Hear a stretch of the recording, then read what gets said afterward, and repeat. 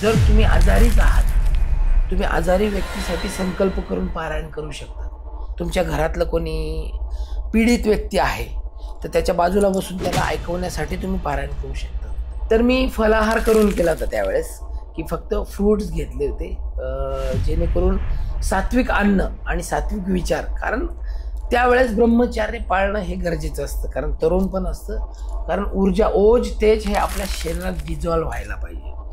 त्याच्यानंतर सकाळचा वेळ सांगितला होता त्यांनी 4 वाजता, मला ब्रह्ममुहूर्ताचाही ब्रह्ममुहूर्त. तर असं म्हणतात की महिलांनी गुरुचरित्राचं पारायण वाचून असं खूप ठिकाणी बोललं जातं, तर तसं काही नवनाथ भक्तिसाराचं आहे का, की बाबा महिलांनी करावं किंवा करू नये? जर तुम्हाला तुमची स्वतःची एनर्जी क्रिएट करून स्वतःला एक आध्यात्मिक परिपक्व बनवण्यासाठी आणि या जगात षडविकारांवर एक टफ फाईट देण्यासाठी जर तुम्हाला ऊर्जा हवी असेल आत्मिक, तर तुम्हाला एक पारायण किंवा आध्यात्मिक ऊर्जा घेणं गरजेचं असतं.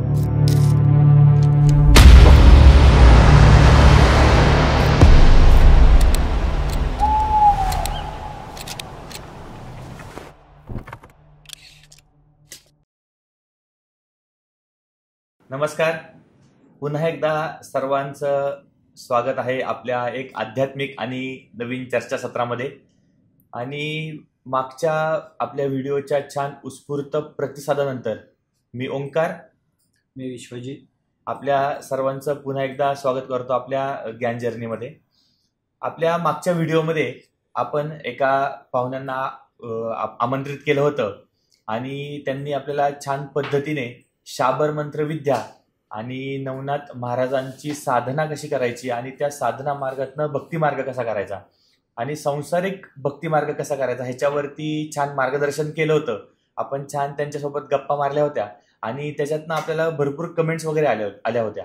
तर आता परत आपण पुन्हा एकदा भानुदास पाटील सरांना इथे आमंत्रित केलेलं आहे आणि आपण त्यांच्याच मुखातनं ऐकूयात की नक्की नवनाथ महाराजांची साधना, त्याप्रमाणे नवनाथ भक्तिसाराचं पारायण कसं करायचं, पारायण केल्याने काय काय आपल्याला मार्ग प्राप्त होतात किंवा फळं प्राप्त होतात आणि त्याच्यातनंच नाथ पंथाची किंवा नवनाथ महाराजांची सेवा कशा पद्धतीने करायची, तर जाणून घेऊयात सरांकडनंच. सर नमस्कार. नमस्कार. तुमचा परिचय तर लोकांना माहितीच आहे, मागच्या व्हिडिओमध्ये झालाच आहे, तरी थोडासा एक तुमचा परिचय द्या आणि मग आपण चर्चासत्राला चालू करूया. धन्यवाद. अगोदर आपण एक आध्यात्मिक जर्नी आणि ज्ञान जर्नी या माध्यमातून पुढे जाणार आहोत. तर अगोदर गणेशाचं वंदन करूया. वक्रतुंड महाकाय सूर्यकोटी समप्रभ निर्विघ्नं कुरु मे देव सर्व कार्येषु सर्वदा. आणि नाथपंथामध्ये गुरु हा सर्वस्थानी असतो, त्यामुळे गुरुर ब्रह्मा गुरुर विष्णू गुरुर्देव महेश्वर गुरुर साक्षात परब्रह्म तस्मै श्री गुरुवे नमः. गुरुला वंदन करून, नमन करून आणि स्मरण करून आपण हा प्रवास पुढे. अगोदर तर तुमचे मी आभार मानेन की तुम्ही ह्या ज्ञान जर्नीच्या माध्यमातून आपल्या प्रेक्षकांना अत्यंत सुंदर, स्वच्छ, आत्मिक जे ज्ञान, ध्यान, ज्ञान प्राप्त करून देत आहात. तर खरंच तुम्ही हे पुण्याचा वाटा उचललेला आहे. तर मुळात नाथांच्या काळात जो काळ होता तो अत्यंत दुर्गतीचा काळ होता. मुघलांचं राज्य होतं, सर्व विखुरलेले होते. मग भक्ती कुणी काय, कशी, केव्हा करावी हे कुणालाही काही समजत नव्हतं. आणि नाथपंथ ज्यावेळेस उदयास आला त्यावेळेस मग विविध प्रकारच्या साधनांच्या माध्यमातून ते आपल्या मानवी जीवनाचं कल्याण आणि आत्म्याचं कल्याण हा उद्दिष्ट ठेवून आपल्याला खूप मोठा ठेवा नाथ आपल्याकडे देऊन गेलेले आहेत. तर तुम्ही जे विचारलं की नवनाथ भक्तिसार पारायण अत्यंत सोपं, सुलभ, सरळ एकमेव म्हणजे नवनाथ भक्तिसार पारायण आहे, ज्यामध्ये नाथांचं जीवन चरित्र हे वर्णन केलेलं आहे. कसं असतं की ज्याच्या शेजारी आपण राहतो किंवा थांबतो त्याचं जसं अत्तराचा आपल्याला एक म्हणताना स्पर्श झाला की एक सुगंध दरवळतो. जर तुम्ही त्या पारायणात उतरले केलं तर त्याच्या ज्या एनर्जी जे तुमच्या बॉडीमध्ये त्या यायला लागतात आणि तुमचं मन, आत्मा, बुद्धी यामध्ये त्या सम्मिलित झाल्यानंतर तुमच्या बाह्य अंगात त्या उतरतात. मग जीवन जगत असताना तुम्हाला ऊर्जा, उत्साह आणि धाडस यामध्ये त्याचे परिणाम जाणवतात. आता नवनाथ पारायण जर करायचं म्हटलं तर कोण करू शकतं? तुम्ही मगाचा प्रश्न परत मला विचारू शकता एकदा, नेमकं काय तुमच्या मनात होतं? आपण नवनाथ पारायणाकडे येऊयातच. ओके. पण त्याच्या आधी मला सुरुवात अशी करायची होती की आपण नवनाथ नाथ पंथामध्ये एकदा आपण आलो की त्याच्यानंतर नवनाथ महाराजांची सेवा कशा पद्धतीने करावी किंवा त्याची दिनचर्या काय असायला हवी तिथून आपण सुरुवात करूयात आणि मग हळूहळू आपण पारायणाकडे येऊयातच. Okay okay okay. हा, तर मित्रांनो एकदम सोपी गोष्ट सांगतो की नाथ भक्तीमध्ये आल्यानंतर फार विशेष असं रॉकेट सायन्स नाही याच्यात. मुळात तुम्हाला सुचिरभूत होऊन, स्वच्छ होऊन, सकाळी जे तुम्ही उठता प्रसन्न होऊन आंघोळ करून एक फोटो घ्यायचा आहे नाथांचा आणि तो ईशान्य कोपऱ्यात आपल्या घराच्या स्थापित करायचा आहे. एक कलश मांडायचा आहे, एक खारीक, बदाम, जर नसेल थोडेसे तांदूळ आणि एक मिठाई. मिठाईमध्ये नाथांना वडे जास्त आवडतात, ते पुढे येईलच. आणि त्याच्यानंतर तुम्ही एक तेलाचा असेल तुपाचा दिवा लावून एक पूर्वेकडे उत्तरेकडे तोंड जरी असलं तुमचं तरी त्याच्यातून तुम्ही त्यांच्या भक्तीत उतरू शकता. आणि नाथ मंत्रामध्ये नवनाथ मंत्र आहे, जी पुस्तकात तुम्ही चैतन्य लावून तुम्ही ते जपू शकतात. डोळे बंद करून ज्या नाथांविषयी तुम्हाला आत्मीयता आणि प्रेम दाटून येईल त्या नाथांना तुम्ही स्मरण आणि शरण जाऊन ती भक्ती मार्ग पुढे करू शकतात. तर नक्की आता पारायण करायचं म्हणजे नक्की स्टार्ट कुठून करायचं? ओके. पारायण आपण का करावं हा मूलभूत सगळ्यांना प्रश्न पडतो. याच्यात दोन आहे, एक सकाम, एक निष्काम. जर तुम्हाला तुमची स्वतःची एनर्जी क्रिएट करून स्वतःला एक आध्यात्मिक परिपक्व बनवण्यासाठी आणि या जगात षडविकारांवर एक टफ फाईट देण्यासाठी जर तुम्हाला ऊर्जा हवी असेल आत्मिक, तर तुम्हाला एक पारायण किंवा आध्यात्मिक ऊर्जा घेणं गरजेचं असतं. आणि सर्वात महत्त्वाचं म्हणजे पारायण करत असताना आपल्याला काहीतरी आपल्या संसारात जीवन जगत असताना काही प्रश्न पडलेले असतात आणि ते आपल्याला जर त्या प्रश्नांची उत्तरं सापडले नाही तर आपण अध्यात्माकडे वळतो. आणि पारायण हे त्या गोष्टीसाठी तुम्हाला खूप मदत ठरू शकते, कारण तुम्हाला एकाग्र होण्यासाठी कामात येऊ शकतं. आणि पारायण केल्याने तुम्हाला नाथांचं चरित्र कळतं आणि नाथांनी एवढे कष्ट करून ज्या पद्धतीने जीवनक्रम केलेला आहे त्या ह्या संसारात राहून तुम्हाला संसार रूपी जे मडकं गाडगं म्हणतो ना ते वाहून न्यायला मदत होऊ शकते. आणि सर्वात महत्त्वाचं आत्म्याची ऊर्जा ही त्याच्यातून क्रिएट होत असते. ते फक्त शब्द नाही आहे. ज्या वेळेस कवींनी त्या प्राकृत भाषेत शब्दरचना केलेली आहे, जसं आपल्याला एखाद्या विशिष्ट व्यक्तीला मोबाईल डायल केल्यानंतर किंवा विशिष्ट वेबसाईटची आपण टाईप केलं तर त्याच वेबसाईटला जातो, तसं नाथांपर्यंत पोचण्यासाठी पारायण हे माध्यम ठेवून नवनाथ भक्तिसार हा ग्रंथ तुमचा भक्तिभाव निर्माण करून तिथपर्यंत जाण्यासाठी त्या सूक्ष्म जगताशी कनेक्ट होण्यासाठी एक मार्ग आहे.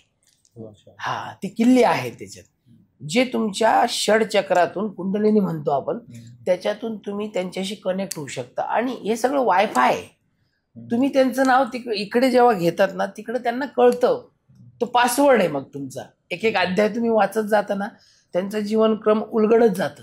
मग तुम्हाला आत्मिक एक असं झालं होतं, तसं झालं होतं, तुम्ही वाचा. आणि मी तर म्हणेन ना, नाथांचे जीवनक्रम जाणून घेण्यासाठी अगोदर वाचा. हे बघा, तुम्हाला भूक लागली तुम्ही जेवण करता, मग ताकद यावी म्हणून तुम्ही नाही करत, भूक लागली म्हणून सहज करतात, पण ते आउटपुट मिळतंच. तसं पारायण केल्याने तुम्ही उद्दिष्ट असो नसो त्याच्यातून तुम्हाला ऊर्जा ही मिळतेच. त्यामुळे तुम्ही ऊर्जा क्रिएट न करता फक्त एक भक्तिभावाने शरण जाण्यासाठी पारायण करा, बाकी काही नाही. आणि नक्की पारायण किती दिवसाचं असतं? पारायण तुम्ही त्याच्यात तसा उल्लेख आहे, पण 3 दिवसात करू शकता, 7 दिवसात आहे, 9 दिवसात आहे. तुम्ही रोजचा एक अध्याय वाचू शकता, एक पेज वाचू शकता. पण जर तुम्हाला सकाम करायचं असेल काही उद्दिष्ट ठेवून, पारायण करण्याच्या अगोदर एक संकल्प घ्यायला लागतो. समजा जसं आपण हनुमान चालीसा वाचतो त्यावेळेस आपण संकल्प घेतो.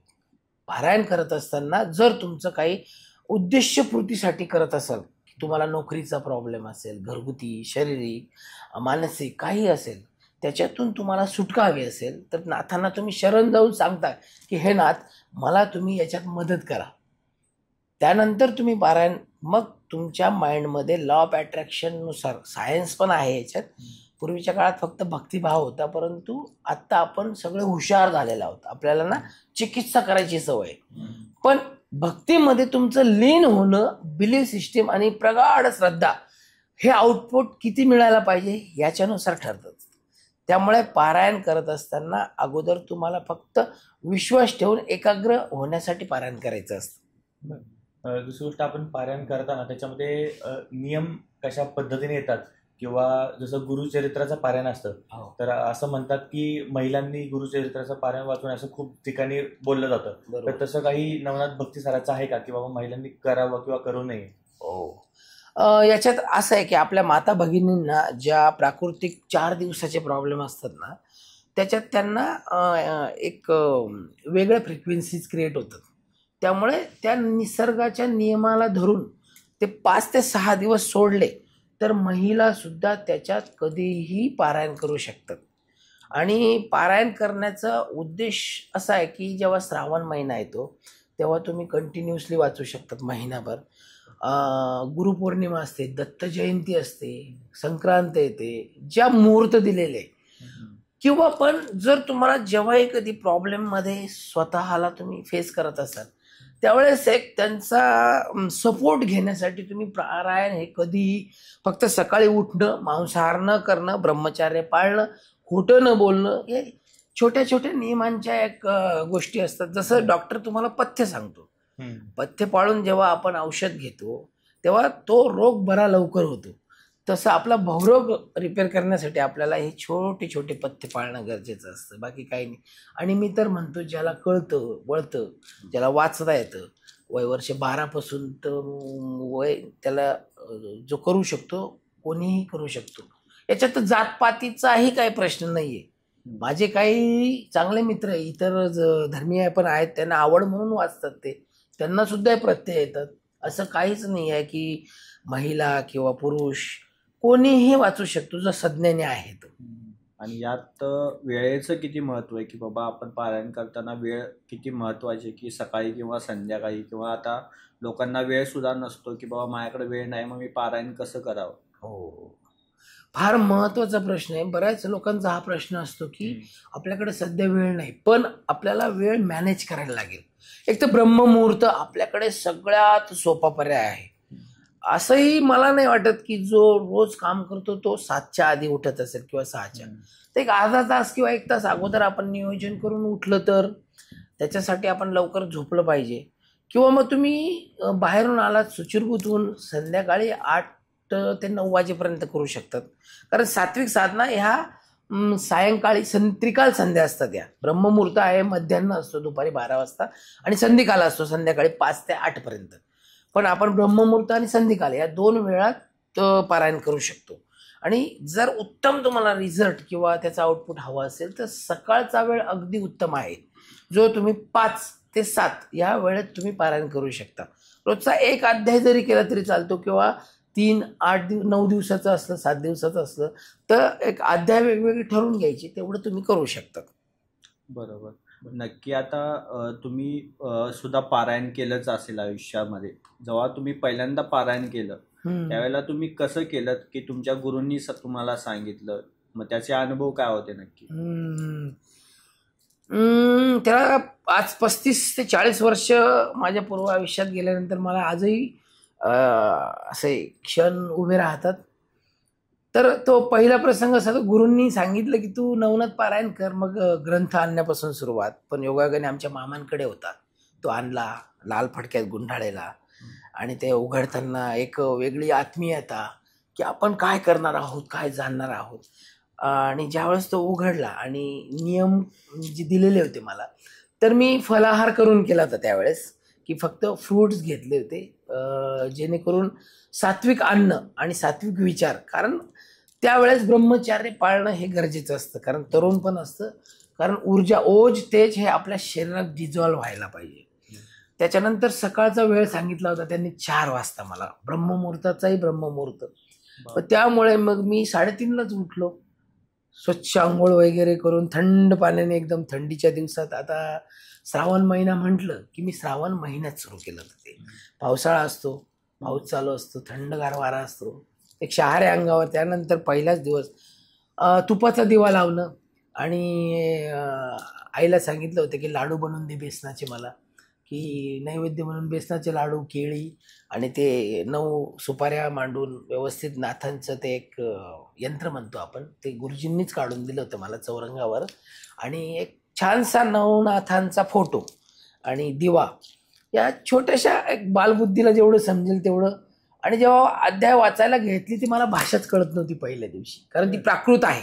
बरोबर. कारण मराठी भाषेची प्राकृत भाषा आहे की सरळ सोपी आहे.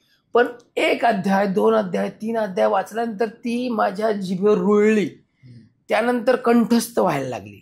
त्यानंतर मला त्याच्यातलं एक मर्म कळायला लागले की दिधला वगैरे जे आहे ना शब्द, तुम्ही वाचाल आणि तुम्ही खरंच जर पारायण करायला बसलात, तुम्ही काळजी करू नका मला किती येतं किंवा नाही येत. तुम्ही फक्त वाचायला सुरुवात करता, किती कळतं नाही कळत तरी चालले. कारण प्रवास करायला निघालात की गाडीवर बसल्यानंतर फक्त चालू करायची असते आणि एक ड्रायव्हिंग करत असणाऱ्या व्यक्तीवर विश्वास ठेवायचा असतो. योग्य ठिकाणचं तिकीट काढलं की आपण त्या ठिकाणी पोचणार आहोत हे पक्क लक्षात घ्यायचं. त्यामुळे नाथांवर विश्वास ज्याचा आहे तो कोणीही करू शकतो. त्याच्यानंतर 3ऱ्याच दिवशी मी झोपलेलो होतो. झोपल्यानंतर माझ्याजवळ येऊन एक साप मोठा फणा काढून माझ्या डोक्यावर उभा आहे असं मला दिसलं. आणि 8व्या दिवशी अक्षरशः आमचं मातीचं घर होतं आणि मला अजून एक शहारे येतात अंगावर की मी ग्रंथाची समाप्ती करायची. 8 दिवस सगळे झाले, आता उद्या 9वा दिवस म्हणून सकाळची पूजापाठ करायला बसलो अगोदर. कारण आपलं जे पंचोपचार षोडोपचार पूजा असतात इतर देवतांचे, भगवान गणेशजीपासून आपण सुरुवात करतो. पूजा करत असताना त्या मातीच्या घराच्या ते जे देव्हारे होते ना, वर देव ठेवलेले होते, खाली एक छोटासा खातं होतं, त्या खात्याला होल होतं. त्या खात्यातून एक साप बाहेर आला. ॲक्च्युअल झालं होतं तसं. तर वडील आमचे एवढे घाबरले होते की त्यांनी एक लाकूड आणलं मारायला. पण म्हटलं मारू नका आपण, कारण गुरूंनी सांगितलं होतं जर तुमच्या अवतीभोवती साप विंचू जरी आले तरी तुम्हाला क्षमाभाव ठेवून त्यांना मारायचं नसतं, कारण ते निसर्गाचे एक घटक आहे. ते नंतर आपल्याला सायन्सनेही सांगितलं आणि गुरुमार्गात सांगितलेच आहे. आणि जर आपण शिवभक्त आहोत, नाथ भक्ती म्हणजे दत्त संप्रदायाला शिवभक्ती आले, त्याच्यात तुम्हाला एक प्रेम निर्माण होतं. आणि साप हा जिथं गारवा आणि जिथं पॉझिटिव्ह एनर्जी असतात ना तिथं, कारण साप चंदनाच्या झाडाला लपेटून असतो, कारण गारवा हवा असतो. तर तुम्ही जेव्हा भक्ती मार्गात येतात, पारायण करतात, तुमच्या आजूबाजूचं ऊर्जात्मक वातावरण जेव्हा होतात तेव्हा ह्या साप विंचू ही जवळ यायला लागतात. हे तुम्हाला घाबरवण्यासाठी नसतात, तुमच्या आधार घेण्यास, कारण ती ऊर्जा त्यांनाही हवी असते. जेव्हा तो साप जवळ आला आणि तो छोटा होता ॲक्च्युली, तो मी त्याला पकडलं आणि उठलो आणि आमच्या घराच्या बाहेर जाऊन एक भिंत त्याच्यावर सोडून दिला, तो निघून गेला. हा माझा सर्वात पहिला अनुभव. म्हणून जर तुम्हाला असे काय अनुभव आले तर घाबरून जायचं कारण नाही आहे. स्वप्न पडतात, नाथ येतात, दृष्टांत देतात आणि स्वप्नांमध्ये येऊन तुम्हाला 6 सेन्सच्या माध्यमातून ते काही स्वप्न भाकीतही सांगतात पुढे काय होणार आहे, घडणार आहे. याला दूरदर्शन सिद्धीचा प्रकार म्हणू शकतो आपण. जसं धृतराष्ट्राला संजयने त्याच्याजवळ राहून कुरुक्षेत्रातलं सगळं वर्णन सांगितलं होतं ना. पण आपण ह्या सिद्धीकडे न वळता एकच की आपण झोपल्यानंतर आपलं सूक्ष्म मन जागृत असतं आणि ते सर्व व्यापी असतं. त्यामुळे कुठे काय होतं, काय होणार आहे, पुढे काय होणार आहे. आणि सर्वात महत्त्वाचं, पारायण करताना तुम्हाला झोप लागणार, आळस येणार आणि सगळ्यात म्हणजे जांभळ्या येणार, षडविकार जागृत होणार. कशालाही भ्यायचं नाही. तुम्हाला फक्त पॉईंट गोल हा करायची की मला हा ग्रंथ पारायणाच्या माध्यमातून वाचून पूर्ण करून समजून घ्यायचा आहे आणि नाथांचं कृपा प्राप्त करून घ्यायची आहे, एवढाच उद्दिष्ट ठेवायचा. हे काय होतं, आळस येणं किंवा जांभई येणं, झोप येणं, हे प्रकार म्हणजे आपण काय म्हणतो की बाबा एखादा ग्रंथ आपण वाचतो ती पॉझिटिव्ह गोष्ट करतोय किंवा देवाची गोष्ट करतोय, तर ह्या सगळ्या गोष्टी होण्यामागचं कारण काय नाही?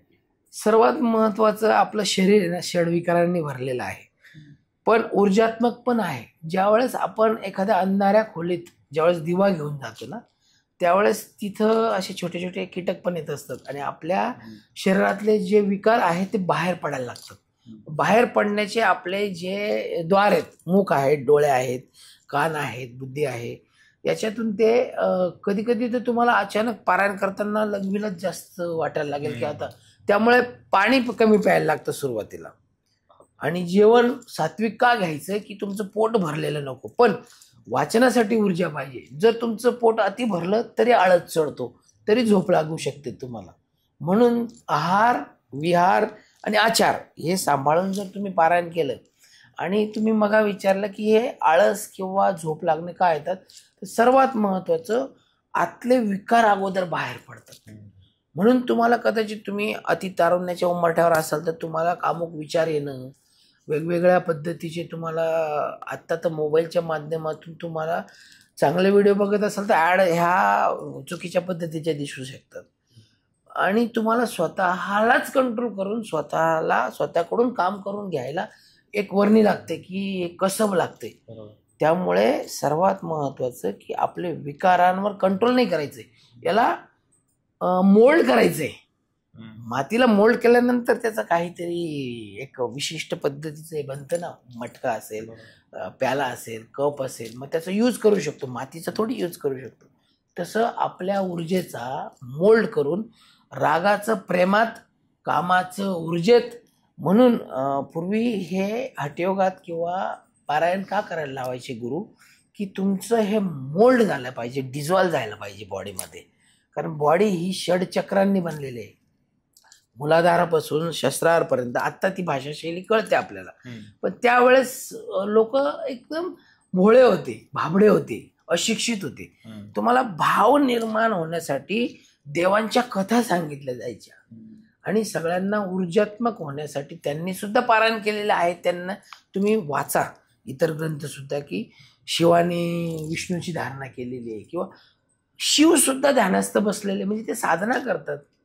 पण पारायण हे एक आपलं स्थूल रूप आहे की आपल्या इंद्रियांना वळण लावावं. आणि वळण लावत असताना हे आळस येणं, उबाशी येणं, झोप येणं, अश्रू येणं, जेव्हा तुमचा करुण भाव उत्पन्न होतो ना, मातृत्व भाव, त्यावेळेस तुमचे अश्रू हे डोळ्यांवाटे निघतात. आणि अनहद नाद म्हणतो आपण, ते कानातून ऐकायला मिळतं.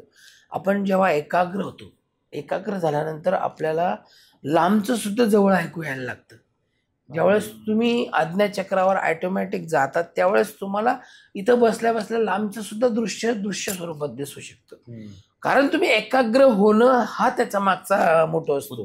म्हणून पारायण करत असताना तुमचा उद्देश हे एक ठराविक पाहिजे की तुम्हाला काय हवंय. तुम्ही सकामही करू शकता. तुम्हाला जे आयुष्यात जीवन जगत असताना जे प्रॉब्लेम्स येतात त्यासाठी तुम्ही कदाचित पारायण करा, पण करा. पारायण करून अनुभव घ्यावा आणि अनुभवातून कमेंटच्या माध्यमातून तुम्ही सुद्धा सांगा. आणि याच्या अगोदर जर केलेलं असेल तर नक्की कमेंट करून सांगा की तुम्हाला काय अनुभव आले. शेअर करा आमच्याबरोबर. चला, तुमची ज्ञान जर्नी आमच्याबरोबर असू द्या. आणि आता सगळ्यात महत्त्वाचा प्रश्न की जे आपण पारायण करतो ते करण्यासाठी गुरु असावा की नसावा. आता जर का कुणाला नसेल तर त्यांनी काय करावं, आणि असेल तर गुरुचं नक्की महत्त्व किती आहे यामध्ये. मी तर म्हणतो ना, गुरु मिळण्यासाठी सुद्धा पारायण करावं. गुरु हवा किंवा आहे म्हणून नाही. पारायण तुम्ही कोणीही करू शकतं. मी बऱ्याच वेळेस मला जर काही प्रश्न विचारले तर मी म्हणतो गुरु मिळवण्यासाठी काय करावं, तुम्ही म्हणतो पारायण करा. कारण शेवटी नाथच तुम्हाला मार्गदर्शन करणार आहे ना. तुम्ही शरीरधारी गुरु, सद्गुरू वेगळे असतात. आणि आपण या परमात्म्याला, शिवाला, नाथांना गुरु मानून आपण करू शकतो. पण त्यांनी सुद्धा शरीरधारी गुरु त्यावेळेस केल्यामुळे, कारण आपण ह्या भक्तीत जेव्हा येतो, शाबर साधनेमध्ये येतो, मेरी भक्ती गुरु की शक्ती, हा त्याच्यात मोठा ब्रीदवाक्य आहे. आणि सगळ्यात महत्त्वाचं, ज्यावेळेस तुमचं उद्दिष्ट हे मेन मोठं असेल त्यावेळेस गुरु हे त्यांनाच मानलं पाहिजे मुळात, की तुम्हीच मार्गदर्शक आहात. जर मला त्रास होतोय, मला विकाराचे विचार येत आहेत, मला आळस येतोय, तर तुम्हीच सॉल्व करा हे शरण जाऊन म्हणायचे त्यांना. कारण करता धरता याच्यातून वाचवणारे, याच्यात कुठेही या भाऊ सागरातून तरणारे तुम्ही आहेत, तर तुम्ही मला आशीर्वाद द्या असं त्यांना मनोभावे म्हणू शकतो आपण. म्हणून पारायण तुम्हाला गुरु मिळण्यासाठी तुम्ही करू शकता. म्हणजे थोडक्यात आपलं पारायण करायचा उद्देश काही असू शकतो. हो, म्हणजे तुम्हाला सुख पाहिजे, एखाद्या संकटातून तुम्हाला बाहेर पडायचंय, तुम्हाला गुरु हवाय किंवा एखाद्या गोष्टीचा तुम्हाला सार्थकी लावायची, तरी आपण पारायण हा विषय करू शकतो. तर मला असं विचारायचं होतं की पारायण आपण जेव्हा सुरुवात करतो पारायणाची, तर त्यासाठी एखादा शुभ दिवस काय असावा किंवा कोणत्या दिवसापासून पारायणाची सुरुवात व्हावी, तर हे थोडंसं सगळ्यात महत्वाचं, जर तुम्ही खूपच अडचणीत असाल, संकटात असाल, तर गुरुवार हा सगळ्यात चांगला दिवस आहे. परंतु खास उद्दिष्ट असेल तर श्रावण महिना अत्यंत ज्याला म्हणतो ना परिणामकारक मुहूर्त असतात आणि दत्त जयंतीला करू शकतात. आणि अजून एक सांगावंसं वाटतं की घरात तुम्ही 4 मेंबर आहात, तर सगळ्यांनी ठरवलं तर ग्रुप मग एका म्हणतात आज तू वाच, आज तू वाच, मी ऐकतो. ते वाचन करत असताना तुम्ही ऐकलं तरी त्याचा परिणाम होतो. जर तुम्ही आजारीच आहात, तुम्ही आजारी व्यक्तीसाठी संकल्प करून पारायण करू शकता. तुमच्या घरातलं कोणी पीडित व्यक्ती आहे तर त्याच्या बाजूला बसून त्याला ऐकवण्यासाठी तुम्ही पारायण करू शकता.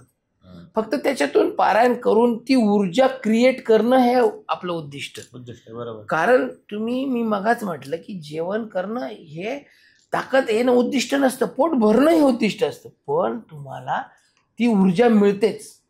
तसं पारायण केल्यानंतर तुम्हाला त्याच्या आत्मिक जी ऊर्जा असते ती अनुभवालाही मिळते. आणि त्याच्यानंतर आपलं हे झालं आपलं सुरुवातीचं. त्याच्यानंतर जेव्हा आपलं पारायण समाप्ती असते, तर पारायण समाप्तीनंतर आपण काय काय करायचं असतात? कारण की खूप जण आपले भक्ती मार्गातले लोक आहेत, जे नाथ संप्रदायात आहेत, आणि खूप जण महिला आहेत किंवा खूप जण पुरुष आहेत की जे नवनाथ ग्रंथाचं पारायण करतात. पण सुरुवातीचं जसं तुम्ही सांगितलं तसं समाप्ती झाल्यानंतर काय काय करावं, किंवा बाबा त्याच्यासाठी कोणती पूजा करावी लागते का, किंवा आपलं जसं मगाशी बोलणं झालं की 7 मुलगा वगैरे, ती थोडीशी प्रोसेस समजून सांगा एक स्टेप बाय स्टेप, म्हणजे ते पण आपल्या लोकांपर्यंतची गोष्ट जाईल. नक्कीच. तर सर्वात सोपी गोष्ट आहे की तुम्ही 9 दिवस किंवा 7 दिवस पारायण करता, हे फार मोठी गोष्ट आहे. त्यानंतर कसं आहे की नवनाथ हे त्यावेळेस शक्तीचं प्रतीक आहे. तर आपण लहान मुलांना ते प्रतीक मानून त्यांना बोलून, त्यांना गोडधोड खाऊ घालून, विशेष म्हणजे याच्यात नैवेद्य काय काय असायला पाहिजे आपण थोडंसं याच्याविषयी विचार करू. सर्वात महत्त्वाचं दुधाची खीर, उडदाचे वडे, थोडे वडे, भजी आणि गोडधोड ज्याला म्हणतो ना आपण, पुरी, आमरस पण असू शकतो. कारण आंब्या त्यावेळेस असेल नसेल माहीत नाही, पण वडे हा फार आवडता पदार्थ आहे. कारण त्याच्यात एक कथा येते की मच्छिंद्रनाथांनी जेव्हा गोरक्षनाथांना भिक्षा मागायला पाठवली, तर त्यांना भिक्षेमध्ये उडदाचे वडे एका मातेने दिले. ते आल्यानंतर त्यांनी खाल्ल्यानंतर खूप आवडले. अरे मला गोरख हे खूप आवडले, परत घेऊन येतो का? हो म्हणे गुरुजी, जातो. त्या मातेकडे गोरक्षनाथजी परत आले आणि माते, माझ्या गुरूंना वडे आवडले, तुम्ही देता का? तर ते म्हणे असं कुठं मिळतं का किंवा असतं का? नाही मिळणार, जा. त्या काळात ती भाषाशैली वेगळी असेल. तर त्यांनी विनवण्या केल्या, खूप गयावया केल्या. म्हणे मी वडे देते पण तुझा डोळा काढून दे म्हणे मला. तर त्यांनी एक क्षणाचा विलंब न करता हाताने तो डोळा काढला आणि त्या हातात धरला. एका गुरुसाठी, गुरुच्या इच्छेसाठी एका शिष्याने ते काय बलिदान दिलं हे त्याच्यातून दिसतं की म्हणजे तुमचं एवढं भक्ती भाव त्याच्यात असले पाहिजे. म्हणून गुरु करणं एवढं सोपं नाहीये, पण गुरु आज्ञा आणि गुरु केल्यानंतर त्यांचा भाव सांभाळणं हा फार मोठी गोष्ट आहे. मग त्यांचा आशीर्वाद जो प्राप्त होतो तो हा भवसागर सहज टळतो. त्यानंतर त्या मातेने घाबरून जे पूर्ण पातेलं होतं ते आणून दिलं की बाबा घेऊन जाय. गोरक्षनाथ स्वतः तो डोळा घेऊन गुरूंकडे आले. गुरूंनी त्यांच्याकडे तर आता सर्वस्वी होते, सगळं भांडारच होतं. ते त्यांच्या डोळ्यातून अश्रू आले की तू माझ्यासाठी एवढं मोठं त्याग आण. तो डोळा घेऊन त्यांनी बसून दिला तसला तसा. त्यांच्याकडे ते सर्व कला होते. आता हा विषय वेगळा म्हणून त्याच्यात जाऊ नये, पण गुरुसाठी आपल्या शरीरातल्या अवयवांचं दान, आता तर आपण अवयवदान पण करतो ना, परंतु त्या काळात हे असं दाखवलेलं आहे की तुम्ही एखाद्याच्या वचन पाळण्यासाठी तुम्ही कुठपर्यंत समर्पित होऊ शकतात. आणि म्हणून त्या वड्याच्या भज्यांना, वड्याच्या उडदाच्या वड्यांना खूप महत्त्व आहे. आणि त्याच्यातून तुम्ही खाऊपिऊ घातल्यानंतर एक दक्षिणा द्यायची छोटीशी, त्यांच्या पाया पडायच्या आणि त्यांना आनंदाने बिदागी देऊन त्यांना घरी पाठवायचं. बस एकदम सोपं आहे. याच्यात भक्ती महत्त्वाची आहे, तुमचं मनोभाव महत्त्वाचं आहे, तुमचा विश्वास महत्त्वाचं, तुमचं समर्पण महत्त्वाचं आणि तुम्हाला मनापासून ते आवडतं हे महत्त्वाचं. जबरदस्ती करायचं म्हणून करायचं किंवा आपल्याला हे ओढून ताणून तसं व्हायला नको. ते आवड व्हायला पाहिजे आपल्याला. खरं.